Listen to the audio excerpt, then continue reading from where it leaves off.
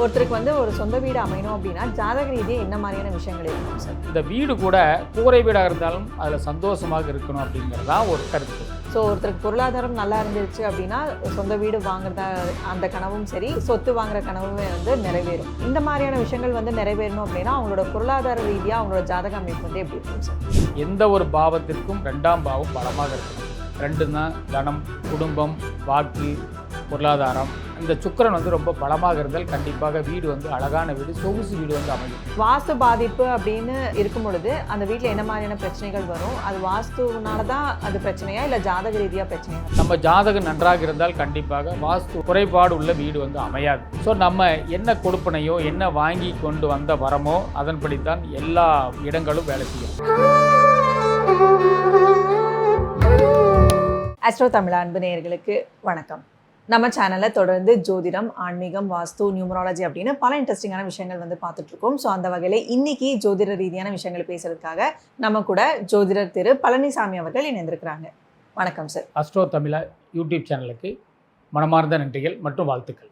So இன்றைக்கி நம்ம என்ன பேச போகிறோம் அப்படின்னு பார்த்தீங்கன்னா, இப்போ நிறைய பேருக்கு ஒரு கனவு என்ன அப்படின்னா, ஒரு சொந்தமாக ஒரு வீடு வாங்கணும், சொந்தமாக ஒரு கார் இல்லைன்னா வண்டி வாகனம் இதெல்லாமே இருக்கணும், ஒரு அழகான ஒரு வாழ்க்கை அமைச்சுக்கணும் அப்படின்னு தான் எல்லாருமே வந்து விரும்புகிறோம். ஆனால் ஜாதக ரீதியாக என்ன மாதிரியான விஷயங்கள் இருந்துச்சுன்னா இதெல்லாம் அமையும் அப்படிங்கிறது ஒரு விஷயம் இருக்கு இல்லையா? ஸோ அதை பற்றி தான் இன்றைக்கி டீட்டெயில்டாக வந்து டிஸ்கஸ் பண்ண போகிறோம். ஒருத்தருக்கு வந்து ஒரு சொந்த வீடு அமையணும் அப்படின்னா ஜாதக ரீதியாக என்ன மாதிரியான விஷயங்கள் இருக்கணும் சார்? இப்போ வீடுங்கிறது எல்லாத்துக்கும் ஒரு கனவு அப்படின்ட்டு இருக்கும். அதுக்கு பேரே கனவு இல்லம்ன்ட்டு தான் பேர். இப்போ நிறைய விளம்பரங்கள் பார்த்திங்கன்னா, இந்த ரியல் எஸ்டேட் பண்ணுறவங்க, பாடி பில்டர்ஸ் பண்ணுறவங்க, கன்ஸ்ட்ரக்ஷன் ஒர்க்ஸ் எல்லாம் நடத்துகிறவங்கெல்லாம் என்ன போடுறாங்கன்னா கனவு இல்லம் தான் போடுறாங்க. ஸோ அந்த கனவு வந்து நம்ம வேறு எதுக்குமே இமேஜின் பண்ண மாட்டாங்க. திருமணமாக இருந்தால் கூட ஒரு மைல்டாக வந்து நமக்கு இப்படி இருந்தால் போதும், கணவன் மனைவி அமைஞ்சால் போதும்னு நினைப்பாங்க. குழந்தைகள் கூட நல்ல குழந்தைகள் பிறந்தால் போதும் அப்படின்னு நினைப்பாங்க. ஆனால் அந்த உயிருள்ள ஜீவன்கள் அப்படின்னா மனைவி மீதும் அல்லது கணவர் மீதும் அல்லது குழந்தைகள் என்று சொல்லக்கூடிய அந்த குழந்தைகள் மீதும் அந்த அளவுக்கு வந்து கற்பனை வந்து இருக்காது.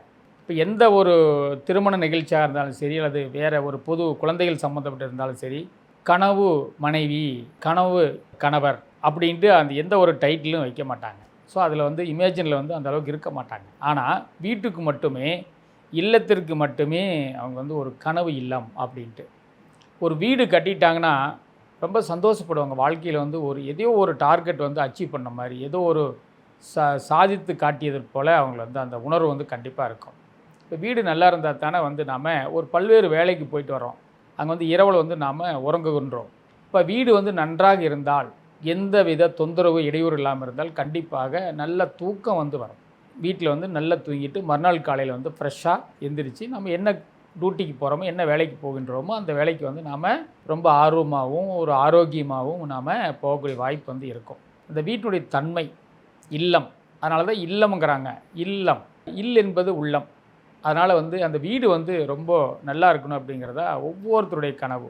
ஏழைகளாக இருந்தாலும் சரி, அல்லது பணக்காரராக இருந்தாலும் சரி, ஏழைக்கு தகுந்தாற்போல் எள்ளுருண்டைன்னு சொல்லி ஒரு பழமொழி சொல்லுவாங்க. அது மாதிரி அந்த வீடு கூட கூரை வீடாக இருந்தாலும் அதில் சந்தோஷமாக இருக்கணும் அப்படிங்கிறது தான் ஒரு ஒரு ஒரு கான்செப்டுங்க, ஒரு கருத்து. அப்படி பார்க்கும்போது லக்கணத்திற்கு 4ஆம் இடம் எப்படி வந்து திருமணத்திற்கு 7ஆம் இடம் பார்த்தோமே, அதே போல் குழந்தைக்கு வந்து பார்த்தோம்னா 5ஆம் இடம் பார்த்தோம். அடுத்து வந்து 4ஆம் இடம் என்று சொல்லக்கூடியது தான் வீடு, வண்டி, வாகனம் சம்மந்தப்பட்டதெல்லாம். 4ஆம் இடம் அதிபதி நன்றாக இருந்தால் கண்டிப்பாக நல்ல வீடு வந்து அமையும். 4ஆம் அதிபதி நன்றாக இருந்தால் வண்டி வாகனங்கள் வந்து நல்ல விதமாக அமையும். 4ஆம் இடம் என்று சொல்லக்கூடியது அங்கே மனம். 4 என்பது தான் வீடு, 4 என்பது மனம். ஸோ வீட்டில் போய் மனம் நன்றாக இருந்தால் ரொம்ப சந்தோஷமாக நாம் காலத்தை கழிப்போம். அதனால் 4ஆம் அதிபதி நன்றாக இருக்கணும், பலமாக இருக்கணும். அப்படின்னா எந்த ஒரு லக்கணமாக இருந்தாலும் சரி, லக்கணத்திற்கு 4ஆம் அதிபதி பாதிக்கப்படக்கூடாது. பாதிப்பு என்பது அஸ்தங்கமாகக்கூடாது, நீசமாகக்கூடாது, அதே போல் திதிசூனிய ராசிகளில் அமரக்கூடாது, அதே போல் 6, 8, 12ஆம் இடங்களில் வந்து அமரக்கூடாது, அதே போல் பாதகத்தில் வந்து 4ஆம் அதிபதி வந்து அமரக்கூடாது. அதே போல் இந்த சாரங்களில் வந்து 4ஆம் அதிபதி சாரம் பெறக்கூடாது. அதாவது 4ஆம் அதிபதி 6, 8, 12 இந்த பாதக நட்சத்திரங்களில் வந்து அமரக்கூடாது. அப்படி அமராமல் இருந்தால் கண்டிப்பாக அவர்கள் வந்து நல்ல வீடு கட்டக்கூடிய யோகம் வந்து இருக்கும். 4ஆம் இடம் மட்டுமல்லாமல் அந்த வீட்டிற்குரிய காரக கிரகம் சுக்கிரன். இப்போ வீடுன்னு கேட்டீங்க, வீடுனா அந்த காரக கிரகம் சுக்கிரன். இப்போ சொத்துன்னு கேட்டால் காரகிரகம் செவ்வாய். ஸோ சொத்து அல்லது வந்து வீடு, லக்ஸுரியான வீடு, சொகுசான வீடு, அதற்கு வந்து காரகிரகம் சுக்கிரன். சுக்கிரன் வந்து நல்ல பலமாக இருக்கணும். சுக்கிரன் வந்து ஆட்சி, உச்சம், அதே போல் வந்து வர்க்கோத்தமம், மூலத்திரிகோணம், அதே போல் அந்த சுக்கிரன் வந்து ரொம்ப பலமாக இருந்தால் கண்டிப்பாக வீடு வந்து அழகான வீடு, சொகுசு வீடு வந்து அமையும். குறிப்பாக லக்னத்திற்கு 4ஆம் அதிபதி லக்னத்தில் இருந்தாலும் சரி, அல்லது வந்து லக்னத்தில் சுக்கிரன் இருந்தாலும் கண்டிப்பாக அவர்களுக்கு வந்து நல்ல சொகுசான வீடு, நல்ல மகிழ்ச்சியான வீடு வந்து கண்டிப்பாக அமையும். ஓகே. ஸோ சொந்த வீடு, இந்த சொத்து இதெல்லாமே பார்க்கும்பொழுது பொருளாதாரம் தான் அதோட பேக் போனாகவே இருக்குது. ஸோ ஒருத்தருக்கு பொருளாதாரம் நல்லா இருந்துச்சு அப்படின்னா சொந்த வீடு வாங்குறதா அந்த கனவும் சரி, சொத்து வாங்குற கனவுமே வந்து நிறைவேறும். இந்த மாதிரியான விஷயங்கள் வந்து நிறைவேறணும் அப்படின்னா அவங்களோட பொருளாதார ரீதியாக அவங்களோட ஜாதக அமைப்பு வந்து எப்படி இருக்கணும் சார்? பொதுவாக பொருளாதாரம் என்று சொல்கிறது வந்து என்னென்ன, எந்த பாவம் என்ற 2ஆம் பாவம். எந்த ஒரு பாவத்திற்கும் 2ஆம் பாவம் பலமாக இருக்கணும். 2 தான் தனம், குடும்பம், வாக்கு, பொருளாதாரம் அப்படின்ட்டு அந்த அந்த அமைப்பு வந்து இந்த 2ஆம் இடம் தான் கொடுக்கும். 2ஆம் இடமோ 2ஆம் அதிபதியோ. இப்போ 2ஆம் இடத்துல சுக்கிரன் இருந்தால் கண்டிப்பாக நல்ல வருமானம் வந்து வரும். 2ஆம் இடத்துல வந்து குரு பகவான் இருந்தாலும் நல்ல வருமானத்தை கொடுக்கும். அதேபோல் 2ஆம் அதிபதி ஆட்சி, உச்சம், அதே ஏற்கனவே சொன்னது போல் நல்ல ஸ்தானங்கள் இருந்தால் கண்டிப்பாக வருமானம் வரும். இப்போ 2ஆம் இடத்துல சந்திரன் இருந்தாங்கன்னா கண்டிப்பாக தினமும் வருமானத்தை பார்க்கக்கூடிய இந்த ஜாதகராக இருப்பாங்க. வருமானம் வந்தால் தானே வீடு வாங்க முடியும், வருமானம் இருந்தால் தானே எல்லாமே செய்ய முடியும். அதனால் 2ஆம் அதிபதி பலமாக இருக்கணும்.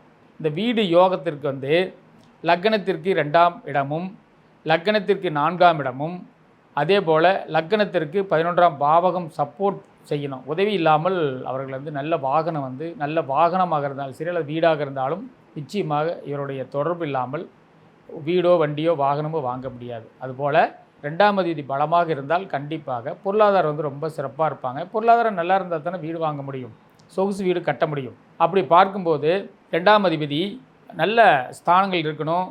ராகு கேதுக்கள் வந்து தொடர்பு இருக்கக்கூடாது. அதே போல் கேது தொடர்பும் சனிபவனுடைய தொடர்பும் செவ்வாயுடைய தொடர்பும் இருக்கக்கூடாது. அப்படி இருந்ததுன்னா கண்டிப்பாக பொருளாதாரத்தில் வந்து நல்ல சிறந்து விளங்குவாங்க.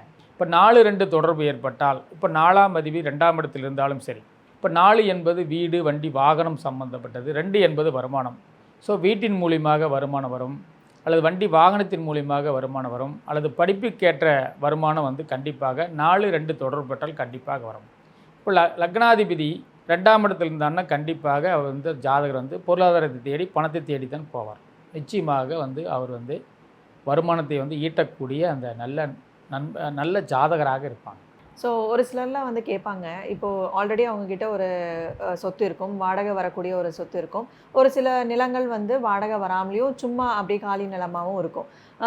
அந்த சொத்துனால அவங்க வந்து பயனடைகிறாங்களா இல்லையா அப்படின்னு ஒரு கேள்வி இருக்கும். எனக்கு பூர்வீக சொத்து வருமா, அதுலேருந்து நான் பயனடைவேனா அப்படின்னு நிறைய கேள்விகள் இருக்கும். ஸோ இதுக்கெல்லாம் அவங்களோட ஜாதக ரீதியாக என்ன மாதிரியான விஷயங்கள் இருக்கணும் சார்? மேடம், பொதுவாக வந்துங்க பூர்வீகம் என்பது பூர்வ புண்ணியம். பூர்வீகம் என்பது 5ஆம் ஸ்தானம், 5ஆம் இடம், 5வது அதிபதி. ஸோ 5ஆம் இடத்திற்கு வந்து 2ஆம் அதிபதி தொடர்பு ஏற்பட்டால், 5-2 தொடர்பு ஏற்பட்டால் கண்டிப்பாக பூர்வீகத்தின் மூலியமாக வருமானம் வரும். ஏதாவது தாத்தா சம்பாதிச்ச சொத்து, அல்லது பூர்வீகம் சம்பந்தப்பட்டது, அல்லது தாத்தா மூலியமாக வருமானம், இதன் மூலமாக கூட வருமானம் வந்து நல்ல செழிப்பாக இருப்பாங்க. அதனால் 5-2 தொடர்பு பெற்றால் கண்டிப்பாக நல்ல வருமானம் வந்து வரும். எதன் மூலியமாக என்றால் பூர்வீகத்தின் மூலியமாக வரும். இல்லைனா தாத்தா இவருக்காக உழைச்ச வச்ச சொத்தின் மூலியமாக அந்த வருமானம் வந்து கண்டிப்பாக வரும். நிறைய பேர் வந்து இந்த சொத்து விஷயத்தில் வந்து பிரச்சனையாகவே இருக்குது, இது எப்போ முடியும் அப்படின்னே தெரியாமல் இழுத்துக்கிட்டே இருக்குது, ஜென்ரேஷனாக வந்து போய்கிட்டே இருக்குது, இதுக்கான முடிவு எப்போ வரும் அப்படின்னு சொல்லி நிறைய பேர் வந்து கேட்பாங்க. ஸோ அவங்களுக்கெல்லாம் ஒரு ஜாதக ரீதியாக என்ன தீர்வு இருக்கும் சார்? ஏன்னா இப்போது ஒருத்தரோட ஜாதக அமைப்பில் அது தீர்வு கிடச்சிருச்சுன்னா வந்து ஈஸி. இப்போது நிறைய பேர் அதில் சம்மந்தப்பட்டிருக்காங்க, இது வந்து தீர்வே கிடைக்க மாட்டேங்குது அப்படிங்கும் பொழுது இதற்கு உண்டான தீர்வு நீங்கள் எப்படி சொல்வீங்க சார்? அதாவது பூர்வீகம் சம்மந்தப்பட்ட பாதிப்பு இருந்ததுன்னா கண்டிப்பாக, அதாவது பூர்வீகம் என்பது 5ஆம் இடம், குலதெய்வம் என்பது 5ஆம் இடம். ஸோ இவர்கள் வந்து குலதெய்வத்தினுடைய வழிபாடு செய்தால் கண்டிப்பாக பூர்வீகத்தில் எந்த பிரச்சனை இருந்தாலும் அது வந்து தீர்க்கக்கூடிய அந்த கடவுள் வந்து அந்த வல்லமை பெற்றது வந்து குலதெய்வ வழிபாடு. அதனால் குலதெய்வ வழிபாடு செய்வது ரொம்ப ரொம்ப சிறப்பு.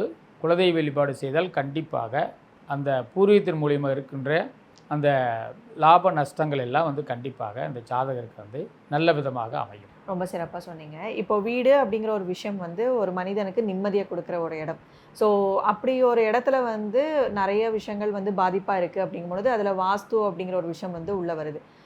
வாஸ்து பாதிப்பு அப்படின்னு இருக்கும் பொழுது அந்த வீட்டில் என்ன மாதிரியான பிரச்சனைகள் வரும்? அது வாஸ்துனால தான் அது பிரச்சனையா, இல்லை ஜாதக ரீதியாக பிரச்சனையாக இருக்குமா சார்? 4ஆம் இடம் என்பது வீடு. ஸோ ஜாதக ரீதியாக தான் வாஸ்து குறைபாடு வரும். நம்ம ஜாதகம் நன்றாக இருந்தால் கண்டிப்பாக வாஸ்து உள்ள குறைபாடு உள்ள வீடு வந்து அமையாது. ஸோ நம்ம என்ன கொடுப்பனையோ என்ன வாங்கி கொண்டு வந்த வரமோ அதன்படித்தான் எல்லா இடங்களும் வேலை செய்யும். 12 ராசிகளும் வேலை செய்யும், நமக்கு பலன் தரும். 4 என்பது வீடு. ஸோ வீட்டில் ஏதாவது வாஸ்து குறைபாடாக இருக்குது அப்படின்னா அந்த 4ஆம் இடத்தில் நீச கிரகம் வந்து இருக்கக்கூடாது. நீச கிரகம் என்பது இப்போ உதாரணமாக இப்போ மேச லக்னம் எடுத்துக்கொண்டால் 4ஆம் இடத்தில் வந்து செவ்வாய் இருந்தால் அந்த செவ்வாய் வந்து 4ஆம் இடத்தில் வந்து நீசமாகக்கூடிய தன்மை வந்து இருக்குது. ஸோ அந்த செவ்வாய் நின்ற இடத்தினுடைய அதிபதி சந்திரன் வந்து 6, 8, 12 பாதகம் இது சார்ந்து வந்து அவர்கள் வந்து இருக்கக்கூடாது. அப்படி இருந்தால் கண்டிப்பாக வந்து அவர் வீட்டில் வந்து என்னதான் வீடு நல்ல பார்த்து கட்டினா கூட வீட்டில் வந்து வாஸ்து குறைபாடு கண்டிப்பாக இருக்கும். இப்போ 4ஆம் இடத்தில் வந்து செவ்வாய் வந்து இருப்பதால் செவ்வாயுடைய திசை வந்து தெற்கு திசை. ஸோ அவர்கள் வீட்டில் வந்து தெற்கு திசையில் வாஸ்து குறைபாடு இருக்கும். தெற்கு பக்கம் ஒரு குழி அல்லது ஏதாவது ஒரு பள்ளம் அல்லது ஏதாவது ஒரு குறைபாடு கண்டிப்பாக இருக்கும். எப்படித்தான் நாம் வந்து நல்ல முறையில் நல்ல வாஸ்து நிபுணர் வச்சு வீடு கட்டினா கூட அந்த 4ஆம் இடத்தில் லக்னத்திற்கு 4ஆம் இடத்தில் செவ்வாய் இருந்தாலும் சரி, நீச கிரகம் எதுவாக இருந்தாலும் சரி, அந்த நீச கிரகம் இருக்கக்கூடிய அந்த 4ஆம் இடத்தில் வாஸ்து குறைபாடு நிச்சயமாக உண்டு. ராகு கேதுக்கள் இருந்தாலும் வாஸ்து குறைபாடு உண்டு. சனி பகவான் இருந்தாலும் வாஸ்து குறைபாடு உண்டு. நீசமாக கூடாது. லக்னத்துக்கு 4ஆம் இடத்தில் நீச கிரகம் இருக்கக்கூடாது. அப்படி வந்து 4ஆம் இடத்தில் நீச கிரகம் இருந்தால் இப்போ உதாரணத்துக்கு வந்து இப்போ சூரியன் இருக்குதாக வைத்துக்கொள்வோம். இப்போது கடக லக்னத்திற்கு 4ஆம் இடத்துல வந்து சூரியன் வந்து நீசமாகிறாரு. ஸோ சூரியன் வந்து நீசமாகக்கூடிய தன்மை இருந்தனால சூரியன் என்பது அதனுடைய திசை வந்து கிழக்கு திசையில் வந்து கண்டிப்பாக வாஸ்து குறைபாடு இருக்கும். அதை நாம் ஜாதக ரீதியாக பார்த்து நிவர்த்தி செய்து கொள்ள வேண்டும். சூரியன் என்பது என்னென்னா கிழக்கு திசை வீட்டினுடைய நடு மையப்பகுதி. அப்போ வீட்டினுடைய நடு மையப்பகுதியில் வாஸ்து குறைபாடு கண்டிப்பாக இருக்கும். அதேபோல் சந்திரன் நீசமாக இருந்தால் இப்போ சிம்ம லக்னத்திற்கு 4ஆம் இடத்துல வந்து சந்திரன் நீசமாக இருக்கிறாரு. அப்போ தென்கிழக்கு திசையில் தென்கிழக்கு என்பது அக்னி மூலையில் கண்டிப்பாக வாஸ்து குறைபாடு இருக்கும். அப்படின்ட்டு ஒவ்வொன்றும் வந்து நாம் அந்த எடுத்துக்கொள்ளப்பட வேண்டும். இப்போ செவ்வாய் நம்ம ஏற்கனவே சொன்னது போல் செவ்வாய் வந்து மேச லக்னத்திற்கு 4ஆம் இடத்தில் செவ்வாய் நீசமாகிறாரு. அப்போ தெற்கு திசையில் வந்து கண்டிப்பாக வாஸ்து குறைபாடு இருக்கும். இப்போ செவ்வாய்க்கு அடுத்தது புதன். அப்போ தனுசு லக்னத்திற்கு 4ஆம் இடத்தில் வந்து புதன் நீசமாகிறாரு. அப்போ புதனுடைய திசை வந்து வடகிழக்கு. அப்படின்னா வடகிழக்கு என்பது ஈசானிய பகுதியில் கண்டிப்பாக வாஸ்து குறைபாடு இருக்கும். அது நம்ம வீட்டில் போய் பார்த்தாலும் அப்படித்தான் அதனுடைய தன்மை வந்து இருக்கும். அதே போல் இப்போ குரு இருப்பதாக வைத்துக்கொள்ளும். குரு என்பது துலா லக்னத்திற்கு குரு 4ஆம் இடத்தில் நீசமாகிறாரு. அப்போ குருவுடைய திசை வந்து வடக்கு திசை. ஸோ அவருடைய வீட்டில் வந்து வடக்கு திசையில் கண்டிப்பாக ஒரு வாஸ்து குறைபாடு இருக்கும். தெருக்குத்தோ ஏதோ ஒன்று இருக்கும், கண்டிப்பாக இருக்கும். அடுத்து வந்து சுக்கிரன் வந்து 4ஆம் இடத்தில் நீசம். அப்படின்னா மிதுன லக்னத்திற்கு 4ஆம் இடத்தில் வந்து சுக்கிரன் வந்து நீசமாகிறாரு. அப்போ சுக்கிரனுடைய திசை வந்து கிழக்கு திசை. சூரியனுக்கும் கிழக்கு திசை, சுக்கிரனுக்கும் கிழக்கு திசை. ஸோ இந்த கிழக்கு திசையில் கண்டிப்பாக அவர்களுக்கு வந்து வாஸ்து குறைபாடு இருக்கும். அது மட்டும் இல்லாமல் இப்போது சனி வந்து நீசமாகக்கூடியது வந்து மேசம். அப்போ மகர லக்னத்திற்கு 4ஆம் இடத்தில் வந்து சனி வந்து நீசமாகிறாரு. அப்போ சனியுடைய திசை வந்து மேற்கு திசையில் கண்டிப்பாக வாஸ்து குறைபாடு இருக்கும். அதனுடைய காரகத்துவம் சார்ந்து கூட இருக்கும். சூரியன் என்றால் கண்டிப்பாக நெருப்பு சம்மந்தப்பட்டது. அதே போல் சந்திரன் என்றால் தாய் சம்மந்தப்பட்டது, அம்மாவுக்கு கூட ஏதாவது பிரச்சனையாகும். சூரியன் என்றால் அப்பாவுக்கு பிரச்சனையாகும். செவ்வாய் என்றால் சகோதரருக்கு பிரச்சனையாகும், ஜாதகருக்கு பிரச்சனையாகும். ரத்தம் சார்ந்த பிரச்சனை கூட அவங்களுக்கு வந்து வரும். அதே போல் புதன் என்பது நரம்பு தோல் சம்மந்தப்பட்ட பிரச்சனை கூட வரும். குரு என்பது குழந்தைகள் சார்ந்து, கொழுப்பு உணவுகள் சார்ந்து, கல்லீரல் சார்ந்து, மஞ்ச காமாலை கூட வரக்கூடிய அந்த குறைபாடு கண்டிப்பாக இருக்கும். சுக்கிரன்னா பெண்கள், மனைவி, அதே போல் அத்தை சம்மந்தப்பட்டவங்க கூட அந்த பிரச்சனை வந்து சந்திக்கக்கூடிய வாய்ப்பு வந்து உண்டு. அதே போல் சனி பகவான் எடுத்துக்கொண்டால் சனி என்றால் கால்கள் சம்மந்தப்பட்டது, சனி என்பது தொற்று சம்மந்தப்பட்டது. அதே போல் சனி என்பது சித்தப்பா, மூத்த சகோதரன் சம்மந்தப்பட்டு கூட அந்த குடும்பத்தில் வந்து பாதிப்பு அடையக்கூடிய அந்த அமைப்பு வந்து இருக்கும். இப்போ ராகு என்பது தாத்தா, ராகு என்பது தென்மேற்கு திசை, ராகு என்பது நுழைவாயில். இப்போ 4ஆம் இடத்தில் ராகு இருந்தால் இப்போ எல்லா கிரகத்துக்கும் நாம் சொன்னோம், சூரியன் முதல் சனி பகவான் வரை சொன்னோம். இப்போ ராகு கேதுக்களுக்கு வந்து சொல்கிறோம்னா 4ஆம் இடத்தில் வந்து ராகு இருந்தால் அந்த ராகு என்பது என்ன திசை என்றால் தென்மேற்கு திசை குறிக்கக்கூடிய அந்த ராகு. ஸோ தென்மேற்கு திசையில் அந்த வாஸ்து குறைபாடு கண்டிப்பாக இருக்கும். வீட்டில் தென்மேற்கு மூலையில் பள்ளம் இருக்கலாம், ஏதாவது ஒரு பகுதி வந்து கண்டிப்பாக அந்த ஏன்னா தென்மேற்கு மூலை வந்து பள்ளமாகவோ குழியாகவோ இருக்கக்கூடாது. அப்படி இருந்தால் பெண்களுக்கோ அல்லது வந்து ஏதாவது பொருளாதார ரீதியாக கண்டிப்பாக கஷ்டங்களை அனுபவிக்கக்கூடிய அந்த ஜாதக அமைப்பு வந்து இருக்கும். ராகு என்பது நுழைவு வாயில். இப்போ நீங்கள் மெயின் டோர், இப்போ உங்கள் ஆஃபீஸில் வந்து மெயின் டோர் இருந்ததுன்னா உங்கள் ஓனர் அல்லது இந்த பில்டிங் ஓனருக்கு லக்னத்துக்கு 4ஆம் இடத்தில் ராகு இருந்தால் கண்டிப்பாக அவர்கள் எங்கே வீடு கட்டினாலும் எங்கே ஒரு பில்டிங் கட்டினாலும் நுழைவாயில் என்று சொல்லக்கூடிய பெரிய டோர் மெயின் டோரில் வந்து கண்டிப்பாக விரிசல் இருக்கும். இல்லைன்னா ஏதாவது ஒரு நுழைவாயில் வந்து ஏதோ டேமேஜ் இருக்கும். அதெல்லாம் இண்டிகேட் பண்ணும். அதே போல் 4ஆம் இடத்தில் கேது இருந்தால், கேது என்பது வடமேற்கு திசை குறிக்கூடிய அந்த காரக கிரகம். ஸோ லக்னத்துக்கு 4ஆம் இடத்தில் கேது இருந்து அந்த அதிபதி கேது நின்ற வீட்டு அதிபதி 6, 8, 12 திதிசூனியம் அதே போல் நீசம் இந்த பாதிப்பில் இருந்தால் கண்டிப்பாக வாஸ்து குறைபாடு நான் எங்கெங்கே சொன்னனோ அங்கெல்லாம் வந்து அந்த வாஸ்து குறைபாடு இருக்கும். அப்படித்தான் அந்த வீடு அவர்களுக்கு வந்து அமையும். இப்போது நிறைய பேர் வந்து நீங்கள் சொல்கிற மாதிரி இந்த மெயின் என்ட்ரன்ஸ் வந்து கொஞ்சம் எல்லாம் பார்த்து பண்ணுறாங்க. எந்த திசை வந்து சிறந்ததாக இருக்கும், ஜாதக ரீதியாக எப்படி இருக்கும் அப்படின்னு சொல்லி கேட்குறாங்க. ஸோ ஒருத்தரோட ஜாதக ரீதியாக இவங்களுக்கு வந்து இந்த திசை தான் நல்லாயிருக்கும் அப்படின்னு சொல்ல முடியுமா? ஏன்னா ஒரு வீட்டில் வந்து ஒரு 4 பேர் 5 பேர் இருக்காங்க அப்படின்னா யாரோட ஜாதகத்தை வச்சு அந்த நுழைவாயில் அப்படிங்கிறத வந்து தீர்மானிக்கணும்? பொதுவாக வந்து வாசல் வைப்பது என்பது ஒவ்வொருத்தரும் நிறைய கேள்வி கேட்குறாங்க. நேற்றைக்கு கூட நான் ஜாதகம் பார்க்கும்போது காலையில் 6 மணிக்கு வீட்டுக்கு வந்துட்டாங்க.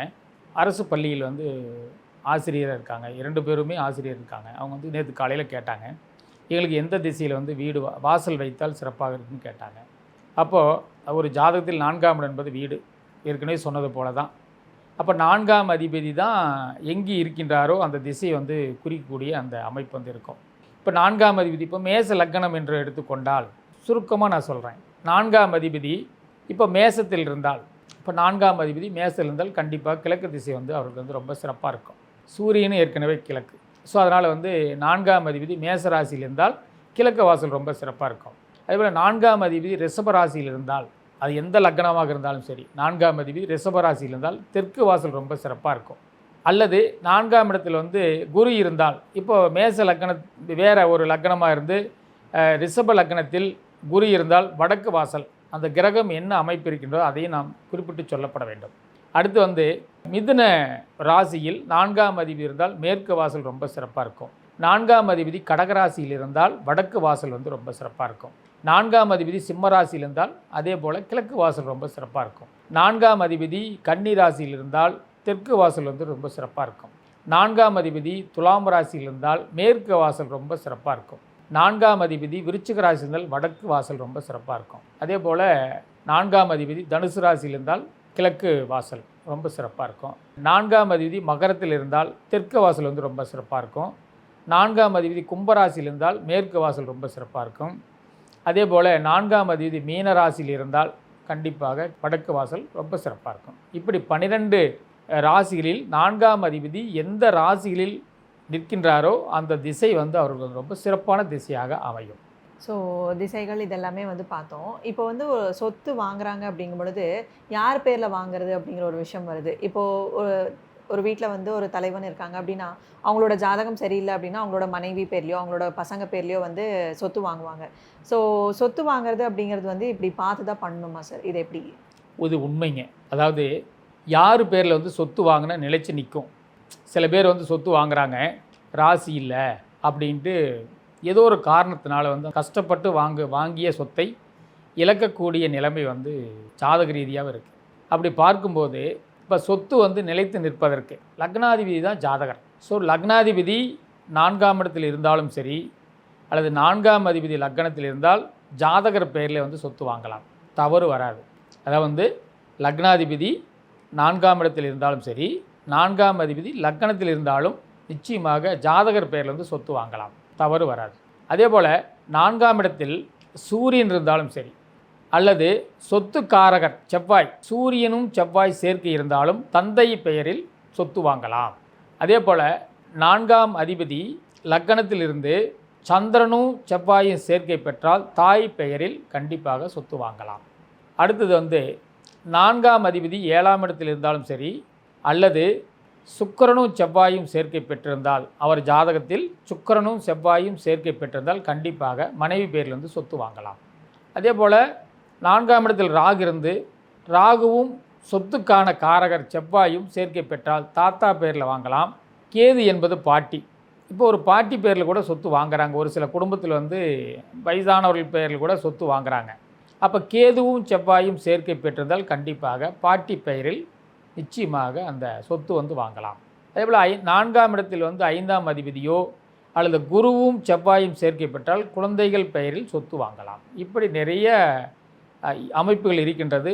அவரவர் ஜாதகத்தில் பார்த்து நாம் தெரிந்து கொண்டு அதற்கேற்றாற்போல் அவர்கள் பெயரில் சொத்து வாங்குவது ரொம்ப சிறப்பு. நீண்ட காலத்துக்கு நிலைத்து நிற்கும். ஸோ ஒரு ஜாதகரோட விஷயத்தில் வந்து ஒரு சொந்த வீடாக இருக்கட்டும், ஒரு வண்டி வாகனமாக இருக்கட்டும், இல்லை ஒரு சொத்தே வாங்குறாங்க அப்படின்னா அவங்களோட ஜாதக ரீதியாக என்ன மாதிரியான விஷயங்கள் இருந்தால் அவங்களுக்கு இதெல்லாமே அமையும், இல்லை பிரச்சனைகள் இருக்கக்கூடிய வீடு தான் அமையும், இடம் தான் அமையும் அப்படின்னா அவங்களுக்கு உண்டான ஜாதக அமைப்பு வந்து எப்படி இருக்கும் அப்படின்னு சொல்லி டீட்டெயிலாக வந்து சொல்லியிருக்கீங்க.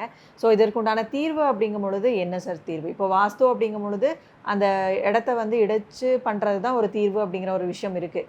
ஸோ வாஸ்து ரீதியாக ஒரு நல்லபடியாக ஒரு இடம் அமையணும் அப்படின்னா அதுக்கு ஏதாவது தீர்வு இருக்கா சார்? மேடம், பொதுவாக வந்து ஒரு வீடு கட்டிட்டோம், சின்ன சின்ன ஆல்ட்ரேஷனாக இருந்தால் பண்ணலாங்க. வீட்டையே வந்து இடித்து கட்டுற அளவுக்கு வந்து ஒரு சில ஜாதகர் வந்து செய்வாங்க. அது பொருளாதாரத்தில் மேலோங்கி இருக்கிறவங்க செய்வாங்க. பணத்தை வந்து பணமாக இல்லாமல் வீடு நல்லா இருந்தால் போதும் அப்படின்னு செய்வாங்க. ஒரு சிலர் வந்து வீட்டை இடித்து கட்டுறதுக்கு பாவம் அவங்களால வந்து பொருளாதார ரீதியாகவும் முடியாத சூழ்நிலை கூட இருக்கும். ஸோ அவர்களுக்கு என்ன செய்யணும்னா, எந்த இடத்துல வாஸ்து குறைபாடு இருக்கின்றதோ அந்த இடத்தில் கொஞ்சம் அந்த மண்ணை பூமியை தோண்டி மண்ணை எடுத்துக்கொண்டு மஞ்சள் துணியில் கட்டி கொண்டு போய் குலதெய்வ கோயிலில் வந்து சுவாமி பாதத்தில் வைத்து வழிபாடு செய்து கொண்டு வந்து அந்த மண்ணை பூஜை அறையில் வைத்து அதற்கு தினமும் ஊதுபத்தி மாதிரி கற்பூரம் தீப ஆராதனை செய்து வழிபாடு செய்தால் அந்த மண் தோஷம் வந்து விலகும். இது எளிமையான பரிகாரம்.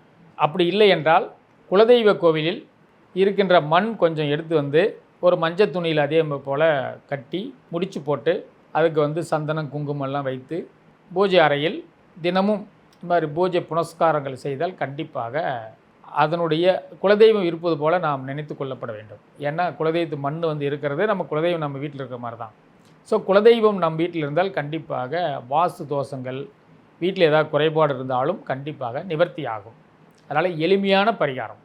ஸோ வாஸ்து ரீதியாக வந்து பிரச்சனைகள் இருக்குது அப்படின்னா இந்த மாதிரியான பரிகாரங்கள் செய்கிறது மூலயமா அதுலேருந்து ஓரளவுக்கு தாக்கத்தை வந்து குறைக்க முடியும். அதுலேயுமே வந்து அவங்க சுய ஜாதகத்தில் என்ன மாதிரியான விஷயங்கள் இருக்குது அப்படின்னு கேட்டு தெரிஞ்சுக்கிட்டாங்க அப்படின்னா இதுக்கு வந்து தீர்வு வந்து எளிதாக கிடைக்கும் அப்படின்னு சொல்லியிருக்கீங்க. ஸோ ரொம்ப இன்ட்ரெஸ்டிங்காக இருந்துச்சு இந்த வீடியோ. ஸோ தொடர்ந்து ஜோதிடம் சார்ந்த நிறைய விஷயங்கள் வந்து அடுத்தடுத்து பேசலாம் சார். நன்றி, வணக்கம். நன்றி மேடம்.